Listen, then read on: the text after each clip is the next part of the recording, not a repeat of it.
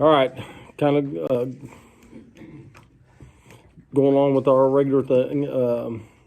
We had Linda Spellbring on the prayer list for a couple of weeks. She's doing, Mark said, really well. She's kicked back in Florida right now, so that's a praise though. But Zubers, their family, two of them.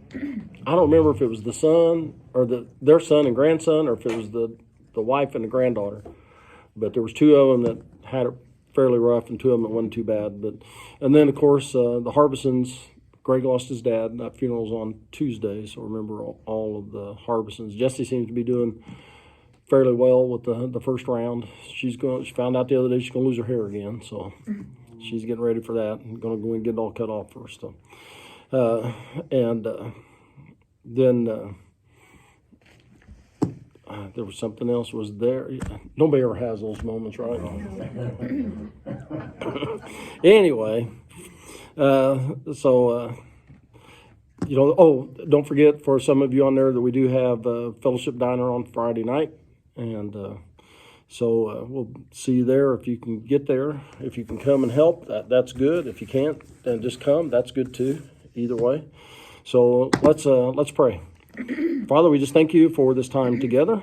And Lord, know that we are able to gather no matter where we may be, all over town, different cities, sometimes different states, Lord. And we just thank you for all of that and your presence among us, Lord, and just the way you bring us together. We thank you for your word, what it teaches us and shows us, Lord. And we just ask that you help us to see the things that are there that you intended for us to see, and to understand what was going on there, that we can understand you better, and Lord, and understand ourselves better. We do pray for those that we mentioned, for the rest that are on our prayer list, Lord, for the soldiers, and especially with all this stuff going on in Europe, Lord, that you will just be with them and protect them and get them home safely. And we ask that you just bless our church and help us to be a light to this community. And all these things we ask in Jesus' name. Amen. All righty. We are ready for Genesis 30:22. And we have just gone through, starting actually back in 29, about all of Jacob's sons that were born, and one daughter, Dinah. And that even when it mentions somebody like that means get ready. She's going to be a major player or something along that. She's going to figure into the story as we go. And so anyway, Leah had kids. Leah had boys. Rachel didn't have any children. Rachel gives her maidservant. She has boys. And whose boys do they become? Rachel's. And Leah sends to her maidservant to be Jacob's wife. Both of those instances says that they became his wife. She had sons born, and they became whose sons? Hers. Leah's. And then Leah conceived again and had a sixth son. And so last time we talked about the names of all of their sons and all that. And then sometime later she gave birth to Dinah, and that brings us up to where we are today. So at this point, there are 10 children. There are 11 children, 10 sons, and none of them are Rachel's. So verse 22 of chapter 30. Then God remembered Rachel. He listened to her and opened her womb. She became pregnant, gave birth to a son, and said, God has taken away my disgrace. So she named him, may I have another one? We say Joseph. And said, may the Lord add to me another son. Now, it says God remembered. Did God forget? No, what's it mean when the Bible says God remembered? They blessed her. Yeah, it means God decides it's time to act. And it doesn't mean he forgot. It just means, okay, it's time. And it's almost like the whole idea of placing something on a calendar that we do. We put it on there because we do forget. And then that day thing comes, your phone beeps up, and you say, oh, today's somebody's birthday, or this is the day we're going to do something, or you get your 2-day warning that says it's coming up, or 2 hour, whatever you set your phone on. And then we say, oh yeah, we got to do that. Except for God, it's not an oh yeah, but it means that it comes to that point in our time, or even in God's time, that it is the time for God to act. And so God decides to act. Now, he listened to her, which means what? What does that indicate? She's been asking for another. She's been praying, You got to be praying for God to be able to listen to you. And then he opens her womb. Now, why do you think it specifically says God opened her womb? That's a really significant statement in this story. Well, she hadn't had any kids herself. Well, that's part of it. What did she do to try to have children? Do you remember back? Oh, she got those, whatever it was. Yeah, the mandrakes. Yeah. There you go. You were on it.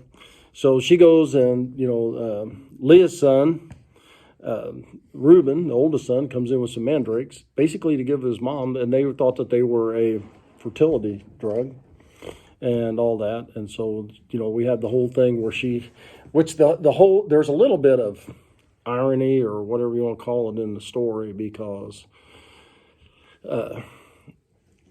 Leah's son brings in this thing supposed to be fertility drugs, right? The mandrakes. And they look like a 2-legged radish, basically, up to about there. So anyway, Rachel wants the fertility drug, but who gets pregnant? Leah. And then, sometime later, when who decides she's going to get pregnant, does she get pregnant? God decides. The whole point of saying God opened her womb is to say it wasn't the mandrakes, that it's not superstition. And we see that they've not, we think that, as soon as Jacob goes back to Mesopotamia, to Iraq today, and he hooks up with Rachel and Leah, and Jacob being a monotheistic, one God over it all, going to a polytheistic, many gods over many things, thing that all of a sudden Leah and Rachel become truly aligned with that. And that didn't happen. That doesn't look like it happened. And there are some other things we may get to tonight, either this week or next week, that shows us that it really didn't happen all the way. It's usually a process and things. Now, how long has this process been so far, you think? It's been a long time. It's been at least 14 years, or getting close to that. So, but the whole point of that, God opened her womb. It was not the mandrakes. It was not superstition. It wasn't anything else. God decided it was time for her to be pregnant, and she was. Do you think that still happens today? I think in some instances it happens today.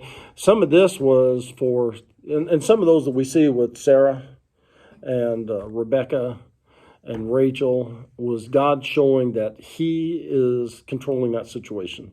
And even with the whole story with the Hagar and Sarah, Rebecca with the 2 sons, and which one's born first and which one's second, and all those things. It doesn't necessarily mean, which that is one thing that when she's talking about taking away her disgrace, people thought, and even in the time of Jesus especially, that if you did not have, sometimes if you didn't have children, or always, let me back that up, always if you didn't have children, sometimes if you didn't have boys, that God was punishing you. You had done something wrong. If you were infertile, it did not matter. To them, of course, they didn't understand about, genealogy, DNA. They didn't understand about, they knew about ovaries and all the other things that goes along with that, but how some work and some don't and all that was nothing to them. Everybody's the same, right? You cut every person open, they're all there, everything ought to work the same, and all of that. So it's kind of where they were. So the only reason then, for them, the only explanation for somebody not having kids is that God stopped it. And so, and it didn't matter how righteous of a person you were. If you didn't have children, they considered that God was punishing you. And it kind of went along also with the fact that if bad things were happening to you, it was God punishing you. And that's what the whole story of Job is about. That's not saying that's not the way that it works. You can't make those kind of judgments on people, and that's part of the whole point too. Kind of jumping off the side a little bit of the Beatitudes is Jesus saying, if you're poor, if you're downtrodden, and all these things, it doesn't mean that God hates you. God loves you, and you will be blessed, when you serve God. And just because you're rich, you're popular, you're important, and all those things, doesn't necessarily mean that God is endorsing what you do. But a lot of people saw that back then. A lot of people see that today. But then, if you truly believe that way, then you got to say that all the mobsters and the gangsters and all those people that got rich, that God was supporting them. Saddam Hussein, all the rest of them, everybody. So it does not make sense from a human standpoint, and it doesn't make sense from a theological standpoint. But here, God was holding the child for this purpose or whatever. So she becomes pregnant. God allowed her. God opened her. God wasn't the one. It wasn't like Mary, where the Holy Spirit came upon her, but God opened her womb. God made her fertile, and she had a child. And now her disgrace is gone. And how would you like to be a boy that's named, I hope I have another one? Which is basically what Joseph means, and because that's what she said, may the Lord add to me another son. May I have another one? And and you know what's really unfortunate about that statement? Anybody know? Anybody think ahead about a chapter or so? Did she have another son? Yeah, Benjamin. And what happened when she had him? She died. She died in childbirth. So may I have another son? And then that's what brought about her death. So it's kind of a ironic thing. And it just shows you that sometimes when you get what you wish for, or what you hope for, or what you ask for, it doesn't always go the way you think it's going to go. So, but now, she has a blood son, basically, because she already got 2 adopted sons. And so, now, we're at 11 sons, 1 daughter. And then verse 25, after Rachel gave birth to Joseph, Jacob said to Laban, send me on my way so I can go back to my own homeland. Give me my wives and children for whom I have served you, and I will be on my way. You know how much work I've done for you.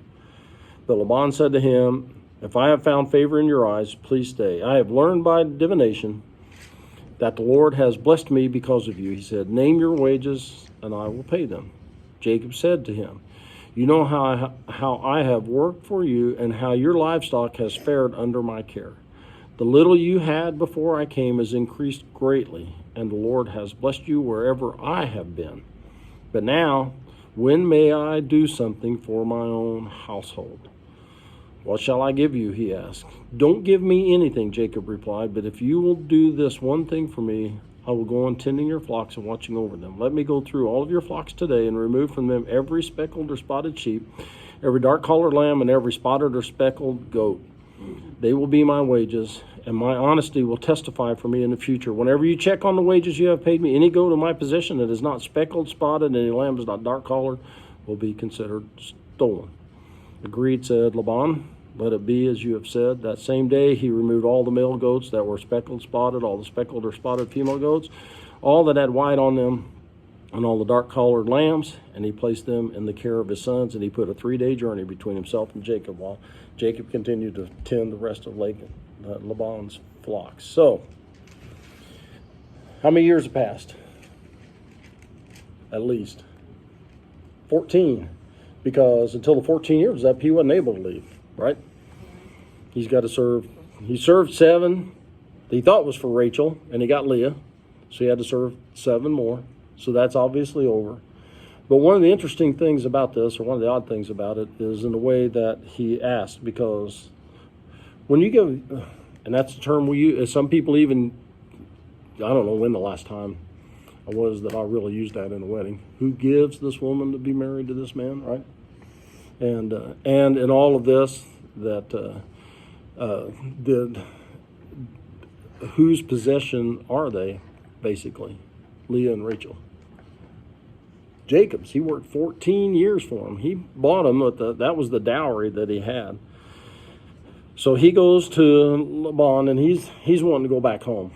Can't really blame him. You know, here he's a servant and all that, and you know, he's been working 14 years for nothing, because the whole point, I mean, not for no wages or anything, because that 14 years was to buy his 2 wives, to pay their, not so much to buy them, but to pay their dowry. And so now he goes into his father-in-law, and he says, send me on my way so that I can leave. Give me my wives and my children who I've served you. Now, it's kind of interesting that he's asking his father-in-law, give them to me, because even in the cultures and the ways of the world at that time, once a woman joined a man, and you know, once they were married, she was no longer a part of the family of her father. She's a part of the family of the other one. All heritages are counted in the male side, and so, you know, and it's just kind of like Rebecca, when they came and got her, she left. She told him goodbye, and that was the end of it. And she came, and she's with Isaac, and that's where she belongs. And we do that somewhat today, because what do we do normally and typically at weddings? Whose name gets changed? The woman. There have been a few that I've known of, one or two, in which the man took the woman's name. But the normal standard thing, pretty well everywhere, is that the woman takes the man's name. That the woman is now a part of the man's family. So here we have the man being a part of the woman's family. And as we're going to see, what he's doing this for is because his father-in-law wasn't the most upright person in the world. And it sounds like he's basically afraid of him. You know, he's asking permission to leave. He shouldn't have to have permission to leave. He's already earned the 2 women. So, you know, and a slave, now, it would have been different if he'd have been a slave or even what was called a bondservant, because then he would have belonged to Laban or Laban or whatever, and the women would have, and that the man could be dismissed. And it even talks about that, I don't know, in one of the other books of the Torah, that if you get married while you are a servant and you decide to leave, because they're not your possession. And that's kind of the terms he's talking about here, but he shouldn't have to speak in those ways. But it appears that's the way, and we're going to see as we go through the story, that's the way he is being treated by his father-in-law. And so he says, you know, I've served you for them. They're mine now. You need to give them to me. Cut me loose.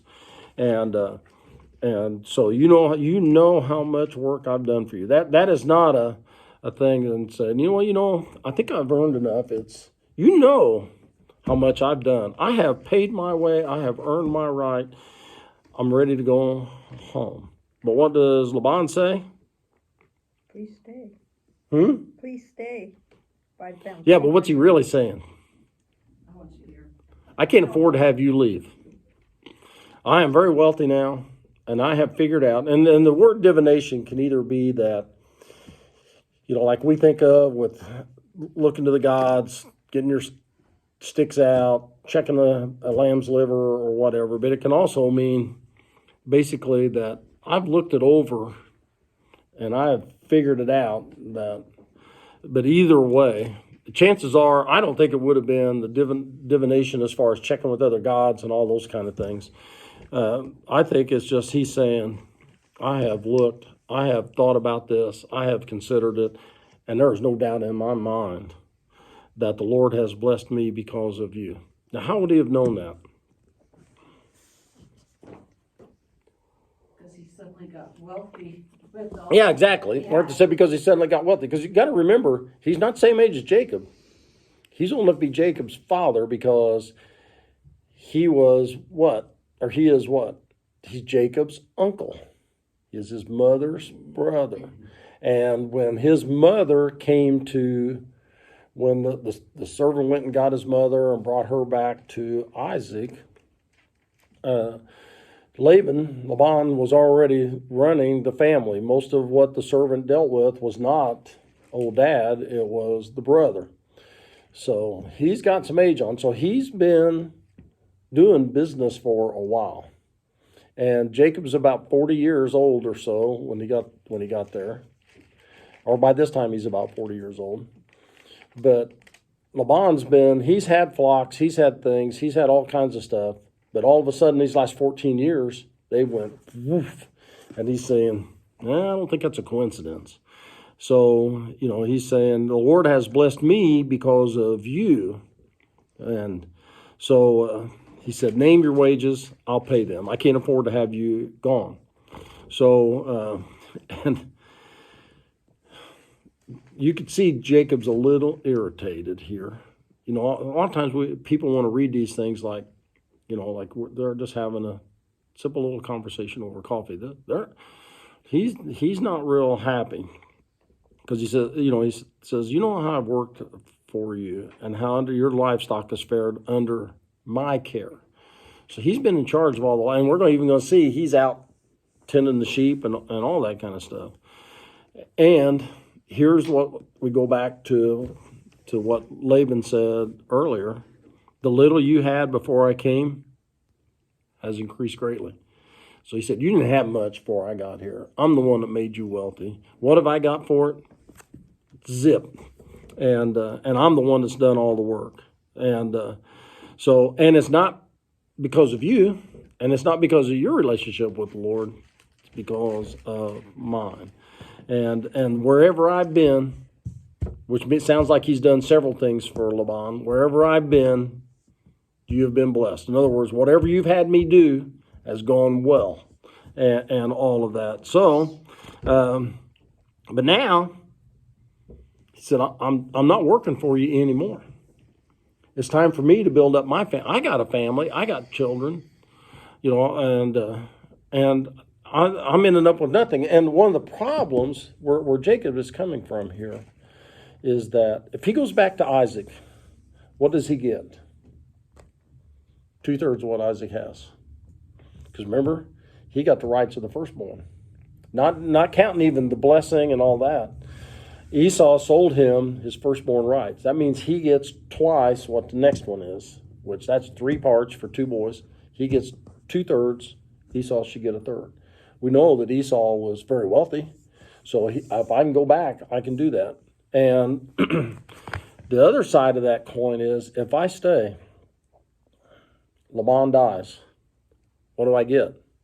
0. Because I have daughters with him. And I bought his daughters. They have nothing. And so I'm going to end up with 0. The sons are going to take over. They're going to boot me out. And that's going to be it. Even though they are what? Relationship-wise. Brothers to the Cousins. They're his cousins, on his maternal cousins. And so Jacob, he can see the writing on the wall. He says, I have nothing. If I continue to stay here, not only do I have nothing, I'm never going to have anything. The only chance I got is to get out of here, go back home. And he didn't ask for anything to take with him because he doesn't have anything at this point. So he says, now I got to do something for my sake, for my family. I gotta take care of my own, and because obviously you're not going to. So Laban asked, "What shall I give you? What shall I give you?" And what does he say? no. Nothing. Let me earn it. Basically saying, let's see what God does in it. And one thing. I've been tending your flocks. I will go on tending them flocks, and I will go on watching over them. In other words, I'm going to take care of. I'm not going to change anything. But what's the stipulation? He wants the speckled, the spotted, and the black lambs and goats. And he says, "Let me have those." And that way, because we already know. These are 2 people that have already had some shady dealings at Jacob and Laban. And so we got to have some way to be able to tell a difference. So he said, you give me these, and then in the future, whenever you come and look, you'll know my flock because that's what they will look like. They're going to be the speckled, the spotted. Now, out of 100 sheep or 100 goats, how many do you think would have looked like what Jacob was asking for? Well, at the most, probably 25%. Now, about 1 or 2%. So out of every 100 sheep or goats, he's asking for 1 or 2. So he's not asking for a lot. And you know, people at that time and at the writing of this, even in Moses' day, 450 or so years later, they would have understood about the flocks and things. Now, the funny thing is, it talks on down there somewhere about having white on them. We always think of sheep as what? Nice and white and pure and all that kind of stuff. And that's not usually the way it was over there. And and that's what he says. So now, you give me those. I'll take the ones that are the offshoots, and they consider them kind of the, not really runts, but kind of in that way. They're not the ones with the purebreds. That's the word I was looking for. They don't consider them so much purebreds and things. You take them. And but you know what? They make the same kind of wool. They make the same kind of milk. And they milk goats and sheep. And they make the same kind of cheese. They make the same kind of meat. If you've ever had lamb or if you've ever had goat, which isn't bad, by the way, did you ever wonder what color they were when you ate it? Nope. You just wanted it cooked when it was there.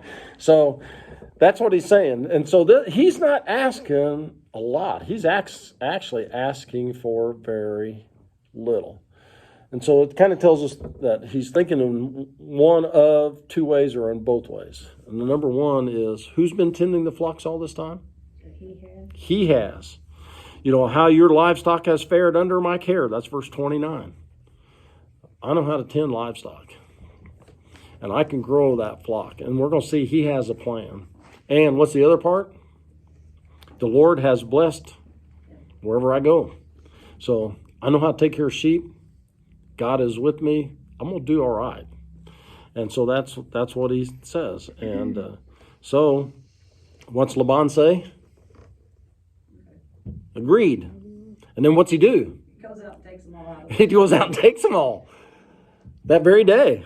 He sends his sons out that very day. Before Jacob has the time to get out there and look, says, go get them all. And how far away? 3 days journey. You get them not in the other field. You take them in the other state. You get them out of here. I don't want him to know that they're around or anything like that. And you talk about the big deception now. Do you understand why Jacob was so concerned about his state of affairs? This is the guy that he's dealing with that says, okay, you can have them, agreed. However many there are, 1 or 2 out of 100, you can have them. Hey, go get those 2 out of 100 and get them out of here before he has a chance to look at them, type thing. And so.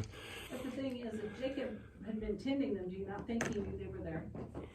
Did he what? Did he not know that? I mean, he would have known. He would have known. Well, not to the great extent, the flocks being big and huge. So he had to have left some. For number one, to make it look good, and because Jacob didn't seem to get real alarmed. There were some there that Jacob got, because we're going to see that what goes on here. So, so then he puts this 3-day journey between himself and Jacob, and while Jacob continued to tend the rest of Laban's flocks. So Laban is putting it to him, and Jacob is still giving it all he's got. So 37.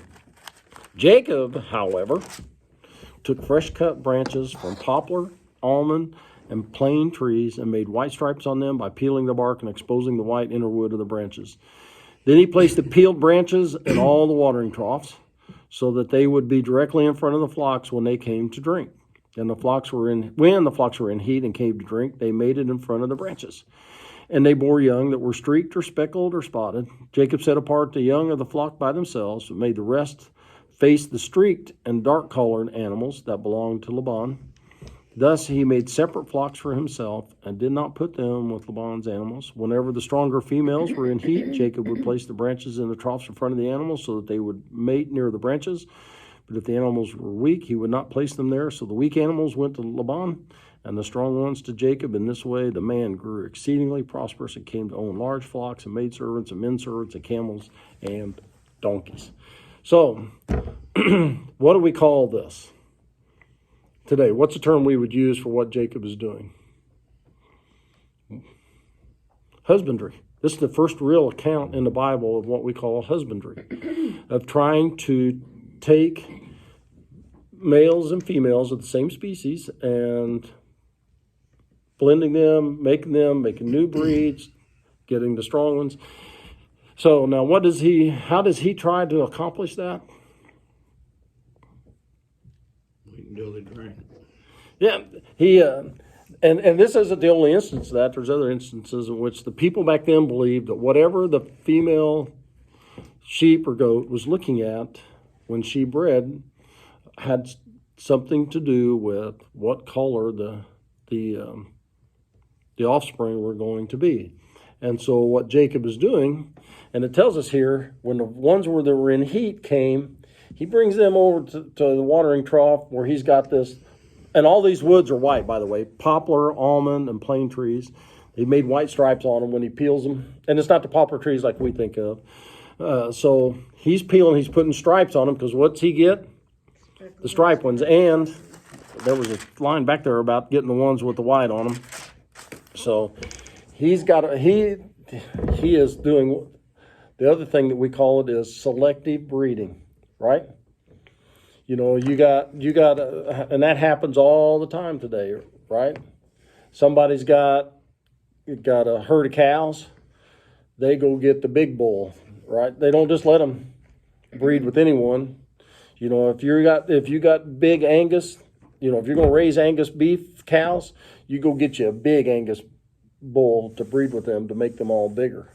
And they'll do that. Or if you got one cow that does pretty good meat, pretty good milk, but they don't do so good in heat, but this one there does, and I'm talking about weather heat, but this one does good, they'll mix them until they can get the one that makes good milk and can handle the heat, and all those kind of things. And that's basically what Jacob's doing, an early version of that, in the best way that he knew. There was two things that was really working in his favor, though, and that is what? He was tending them and he knew. No, it has to do with the animals. If you look at what he did, he took the strong ones and did what? Bred them with his. He took the weak ones. He wasn't bringing his own to his own. He was taking care of himself. It's like he wants to play games.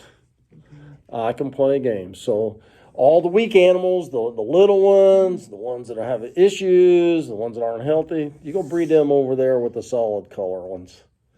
The healthy ones, the strong ones, we're going to breed them over here with the poplar sticks and with my rams and billies. And so guess what happens? When you breed weak sheep to weak sheep, what do you get as a result? Weak sheep. And one of the other things that people know a lot of times today, you breed a dog, for instance. You can take a dog that's covered in spots, you breed it with a solid colored dog, what are you going to get? We don't know. They're all going to have spots. There'll be some kind of color on all. You won't. It happens. I'm not saying it doesn't happen, but it is rare that, you know, when you have a litter of pups, when you mix them up like that, that there is more than maybe one of that litter that's solid color. It may just be a paw. It might be a spot on its side. There will be spots in it, and that's what Jacob is doing here. And so he's working it, and he's thinking about it, and he's growing the flock. And how do we know that he was doing really well? This was really like his flock was getting bigger. Yeah. Well, verse 43 explains it all. Exceedingly prosperous. Exceedingly prosperous, and came to own what? Large Large flocks, and maidservants, and men servants, and camels. He had camels. That was like somebody having, well, when we were all younger, you know, now they got Ferraris and all that kind of stuff, but that'd be like the guy that shows up in the El Dorado you know, and this was the gold trimmed Eldorado. You all remember those? There was only 2 or 3 people around Vincennes that had the gold trimmed Eldorados, but it was that kind of thing. That was the camels. But well, this is here when it gets later into Kings and things. You know, the one thing, the ride that was the one that set you apart from everybody else. The mule. The mule was the ride of kings. And so he has, in this short amount of time, he now has, he's exceedingly wealthy. He has flocks. He has servants. He has camels. He has donkeys. Because did he start off with camels and donkeys or servants? No. No, he started off with 1 wife, 2 wives, 4 wives, no kids, 12 kids. And so chances are most of those are fairly young now. So the other thing that it tells me, and I didn't read this anywhere or anything, this is just my opinion. You know, when it talks about Jacob and Esau, it talked about Esau being a man of the woods, like to go hunt. It talked about Jacob being a man of the tents. But what's one thing that we can tell about Jacob? Because what did his dad have? Flocks. He learned about taking care of animals while he was still at home. And so it wasn't just that he hung around. You know, there are some people kind of put it out like, you know, Jacob never left his mom's side and all that kind of, no, that couldn't have been the case, because this guy knows too much about raising sheep and goats to have been in the camp all the time. And so he had to have been out there, and he was learning. And it's probably one of those things he didn't, like a lot of times, you know, the things your dad teaches you think, or you teachers, how many times have you heard in school? Probably you more than her, because you were in the high school year. I'm never going to need that. Yeah, she's going, why do I have to learn that? And then you find out later in life, all that stuff that you said I'm not going to have to know comes in awful handy. Yeah. Yeah. Algebra. Do what? Except algebra. Except algebra, yeah. Oh, well. Chapter 31. Jacob heard Laban's sons were saying, Jacob has taken everything our father owned and has gained all his wealth from what belonged to our father. And Jacob noticed that Laban's attitude towards him was not what it had been. Then the Lord said to Jacob, go back to the land of your fathers and to your relatives, and I will be with you. So Jacob sent word to Rachel and Leah to come out to the fields where his flocks were. And he said to them, I see that your father's attitude towards me is not what it was before. But the God of my father has been with me. You know that I've worked for your father with all my strength, yet your father has cheated me by changing my wages 10 times. However, God has not allowed him to harm me. If he said the speckled ones will be your wages, then all the flocks gave birth to speckled young. If he said the streaked ones will be your wages, then all the flocks bore streaked young. So God has taken away your father's livestock and has given them to me. In breeding season, I once had a dream in which I looked up and saw that the male goats mating with the flock were streaked, speckled, or spotted. The angel of God said to me in the dream, Jacob, I answered, here I am. And he said, look up and see that all the male goats mating with the flock are streaked, speckled, or spotted. For I have seen all that Laban has been doing to you. I am the God of Bethel, where you anointed a pillar and where you made a vow to me. Now leave this land at once and go back to your native land. Then Rachel and Leah replied, do we still have any share in the inheritance of our father's estate? Does he not regard us as foreigners? Not only has he sold us, but he has used up what was paid for us. Surely all the wealth that God took away from our father belongs to us and our children, so do whatever God has told you to do. So, Oh, the boys. family issues. You know, that's one of the things that I think we've mentioned it before, but it is one thing that's very obvious. Do you realize, you know, everybody talks about dysfunctional families as if that's something new.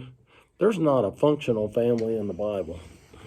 I mean, they're all and the point I wanted to say about that is people think they get this idea that somehow or another there's Leave It to Beaver, you know, all through here, and My Three Sons, and all those kind of things. And what we find out is kind of what I've said over and over and over again. People are people, families are families. People are any different back then than they are today. And jealousy is not any different back then than it is today. So to begin with, when we started reading this chapter, Laban says, I am very wealthy because of you. And so you can't leave and now do this. And so they make a pact. And then what's he trying to do? He tries to cheat him. And does Jacob do anything? No. Jacob keeps on doing what he thinks he is called to do. And as we see, how many times did his wages get changed? 10 And we're going to find out that's 10 times in 6 years, 6 years, 7 years. We'll get to it here in a few more verses. So about every 6 months. And so I think what's going on from the way you read it is, so Laban's sitting back there looking, and he's watching, and for 6 months all the sheep are born. They're all streaked. So he says, "Oh, well, I changed my mind. For now on, I get all the streaked ones. You get the others." And then they start coming out spotted. And it's, no, never mind. I'll take the spotted ones, and you take the solid ones. And that's the indication of what's going on here. He keeps changing his wages because he's looking at what happened. But who do we find out's controlling everything? The son. God is.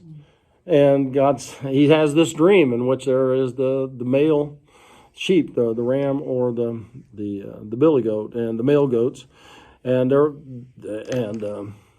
they were all the male goats mating with the flocks. All of the males were streaked, speckled, or spotted. In other words, as he kept changing, God kept changing his fortune. And so because of all that, because Laban, the more Laban tried to cheat, the worse it got.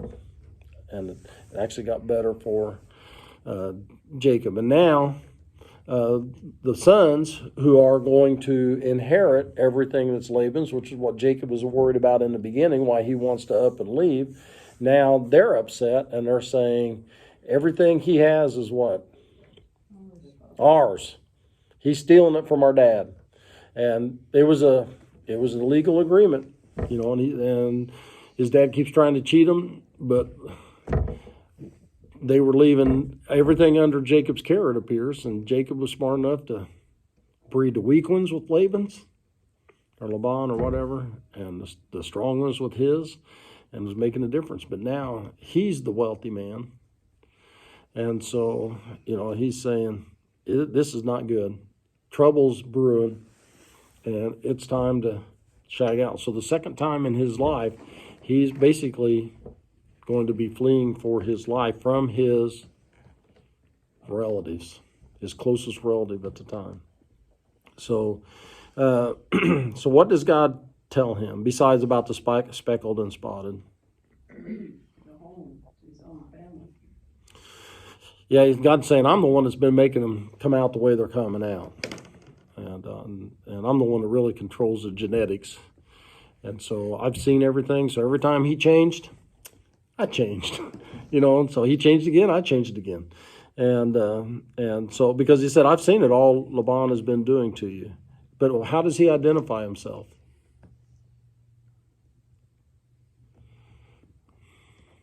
This is way before the I am. He's the God of where? Bethel. And does that mean that he is only at Bethel?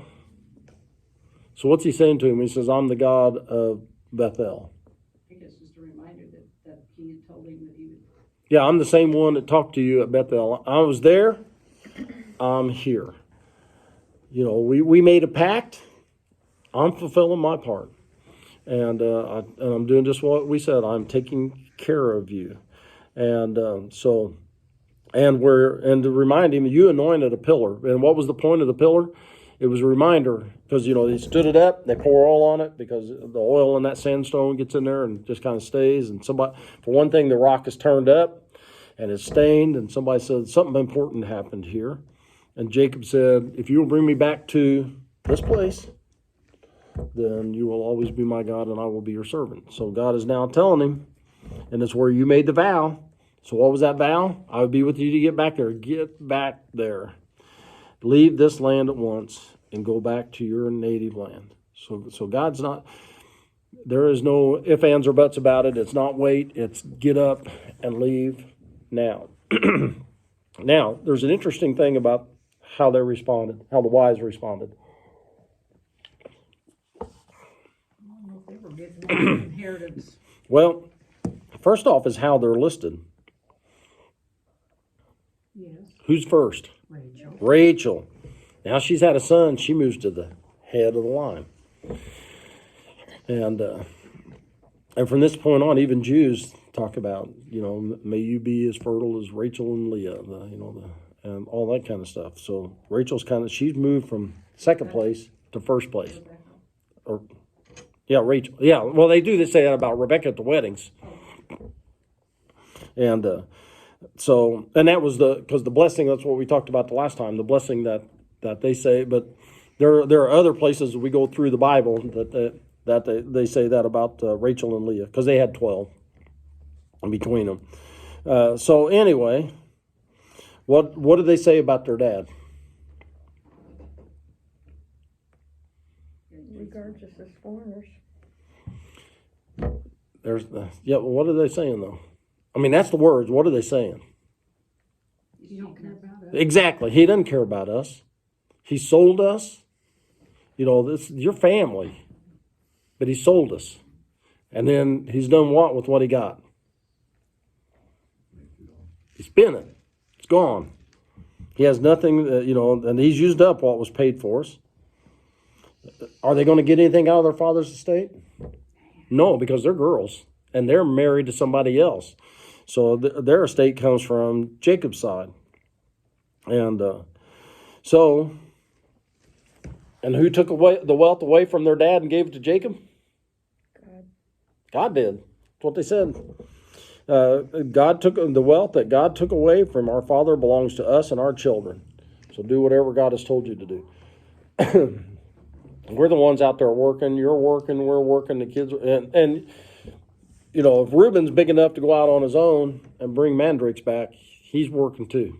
All of them are working. That's kind of their point. We're all doing this stuff. We're earning our way, and he wants what we've got. So do whatever. In other words, he doesn't think he's not concerned about us. We're not concerned about him. Do whatever God tells you to do. So, verse 17. Then Jacob put his children and his wives on camels, and he drove all his livestock ahead of him, along with all the goods he had accumulated in Padan Aram, to go to his father Isaac in the land of Canaan. So it's time, when he decides it's time to go, it's time to go. Now, why do you sneak? Huh? They didn't sneak out. Well, it wasn't so much, he didn't go out in the middle of the night or anything like that, but he's in a different place from Laban and the sons and all that. And so he loads them all up. It's time to get out because he's already tried to leave once. And what happened?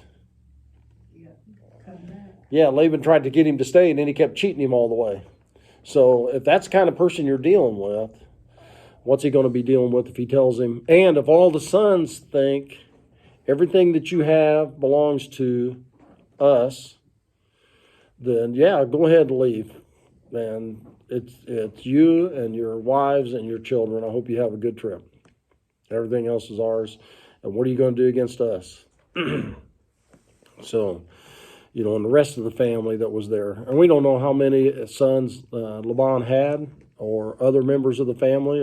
We knew he had another, I think it mentioned that there were other brothers of Rebecca, but I don't remember for sure. So he gets them up. And they're leaving Iraq, and they're headed back for Israel, what we call them today. So verse 19, when Laban had gone to shear his sheep, Rachel stole her father's household gods. Moreover, Jacob deceived Laban the Aramean by not telling him he was running away. So he fled with all he had and crossed the river. That's the Euphrates River, by the way. He headed for the hill country of Gilead. So he snuck out. He didn't tell him. And so he deceived him. He waited till he was doing what?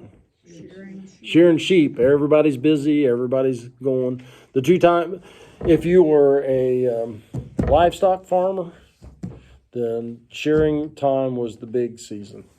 If you're a grain farmer, it's threshing time is the big season. We see those two things coming into play a lot in the Bible.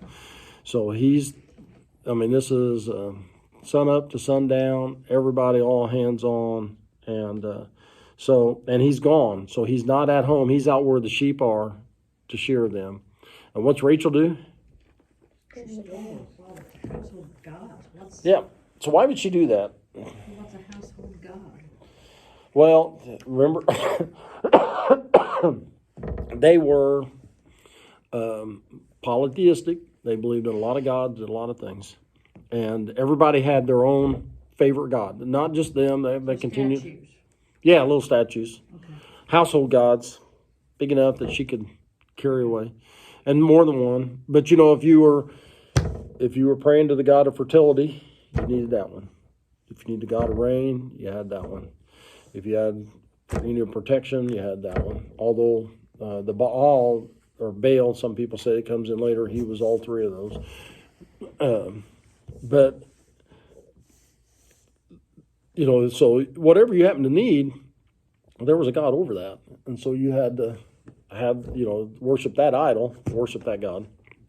And this is also where I was saying, has she switched all the way over to monotheism yet? No. And there's a couple of thoughts about why she did it, and I think the most far-fetched that I've ever heard was that she was trying to convince her father that he needed to be monotheistic. And no, that one. If that was the case, she wouldn't have taken him with her. She would have just taken him out and buried him, or something like that, thrown him along the road. But she didn't get rid of them. She's got them, as we're going to see. She didn't just steal them; she held on to them. So, for whatever reason, she's kind of afraid to leave her God's mind. Now, she's understanding because, you know, they said, whatever God has told you to do it. But maybe we'll take ours along just in case, you know, and that kind of thing, or even as a secondary God or whatever. So, now, why does it tell us that he crossed the river? What significance is that? Because it tells you basically where he's heading. I mean, if he's heading to Gilead, then he's got to go across the river. Yeah, but why does it tell us that he fled with all he had and crossing the river, he headed for Gilead? He's in a different country. Yeah, that's the border. He's crossed the border, basically, kind of what they consider the eastern people and the west, and all of that. So everything to the east of the Euphrates, that's Babylon, or the land of the Chaldeans, or Iraq. Depends on what point in history you want to talk about it, and all that. So he's heading for. He's trying to get to neutral ground, and because Laban is from Mesopotamia, you know, Iraq or whatever you want to call it, and so it would be easy for him to plead his case there, and it's his kinsman, and all that. I got to get to neutral territory if I got any chance at all. So, on the third day, Laban was told that Jacob had fled. Taking his relatives with him, he pursued Jacob for 7 days and caught up with him in the hill country of Gilead. Then God came to Laban the Aramean in a dream at night and said to him, Be careful not to say anything to Jacob, either good or bad. Jacob had pitched his tent in the hill country of Gilead when Laban overtook him, and Laban and his relatives camped there too. Then Laban said to Jacob, What have you done? You deceived me. You carried off my daughters like captives of war. Why did you run off secretly and deceive me? Why didn't you tell me so I could send you away with joy and singing to the music of tambourines and harps? You didn't even let me kiss my grandchildren and my daughters goodbye. You have done a foolish thing. I have the power to harm you. But last night the God of your father said to me, Be careful not to say anything to Jacob, either good or bad. Now you have gone off because you long to return to your father's house. But why did you steal my gods? So, anyway. How many days was it before Jacob found out? 3. How many did it take him to catch him? 7. So how many days head start did he have? 10. So it took him to catch him. Now, it would have been easy for Laban and his people to make up that 3 days, because they're not doing what? Herding sheep. They're not driving sheep and goats. You lead sheep, drive goats. So, but they don't have livestock to contend with. So it would have taken them easy. And so what's he gather up with him to go? His kinsman. All his relatives. Could have been a bunch. You know, and basically he didn't go on his own. He took reinforcements. And what was his intent? Probably to kill him and take their stuff back. I have the verse 29. I have the power to harm you. But last night, your God said, don't do it. Well, it kind of tells us that I was coming here to do harm, and so he's taken off. Do you think he really wanted his daughters? And why would he go? No. He wanted his stuff. He was more than willing to have his sister go, right? Mm-hmm. Man, she can leave today, He wanted Jacob to stay. yeah. So, what's the only reason he would have pursued him? What's the only thing he had to gain out of it? Flocks, manservants, maidservants, camels, donkeys. That's what he's going after. Because what was the son saying?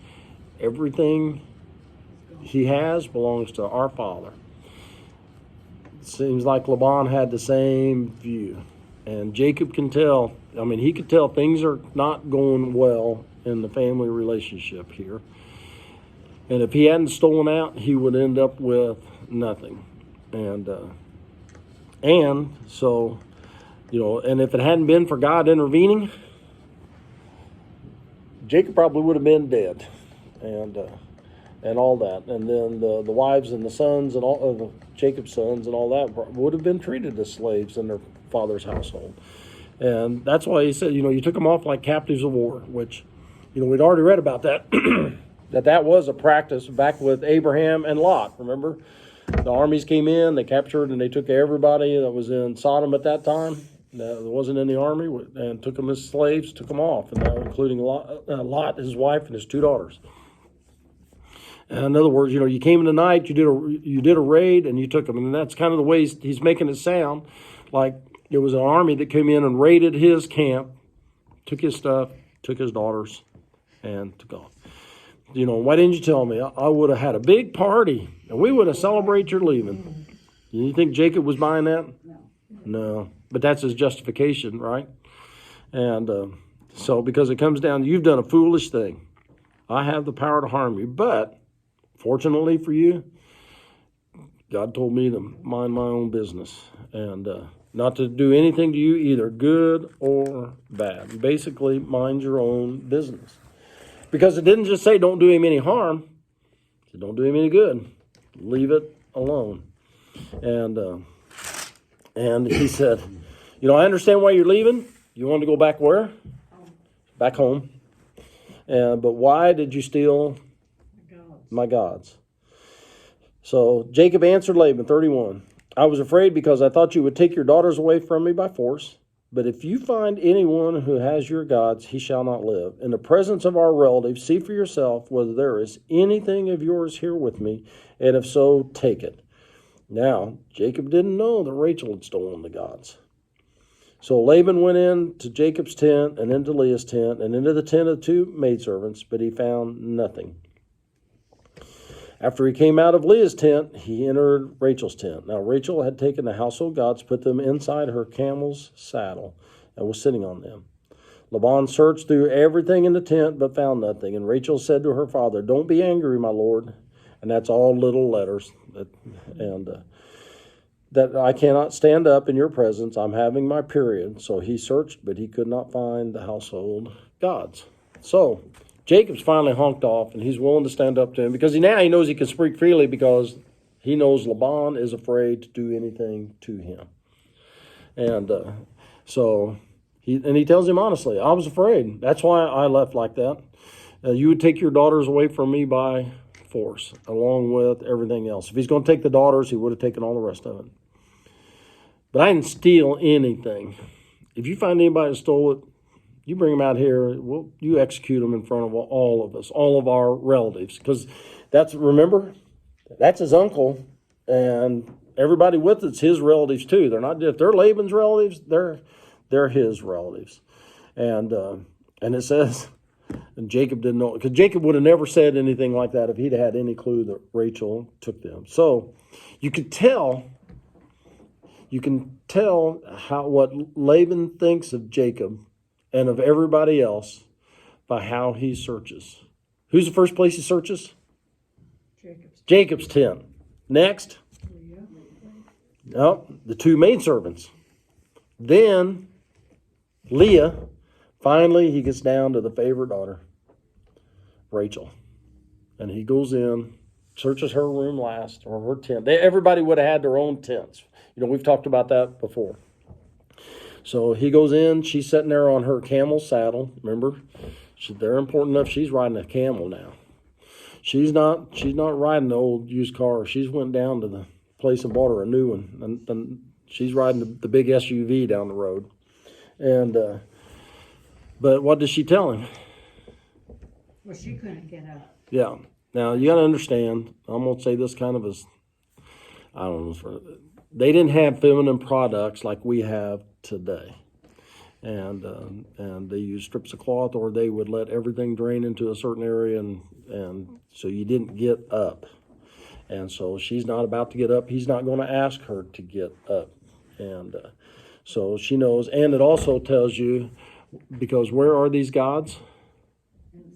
Under the saddle. So they couldn't have been very big if there had been several of them. You know, they're just little things to set on a shelf. And so he searched. He can't find him. He's not going to make her get up. He don't want any part of that part. And so, we're right at. We'll talk about Jacob's response to him and everything goes on next time. So we will pick up with verse 36 next week. And so I hope you all had a good evening, and go out and be blessed and be a blessing. And we'll catch you either Wednesday night or Sunday morning.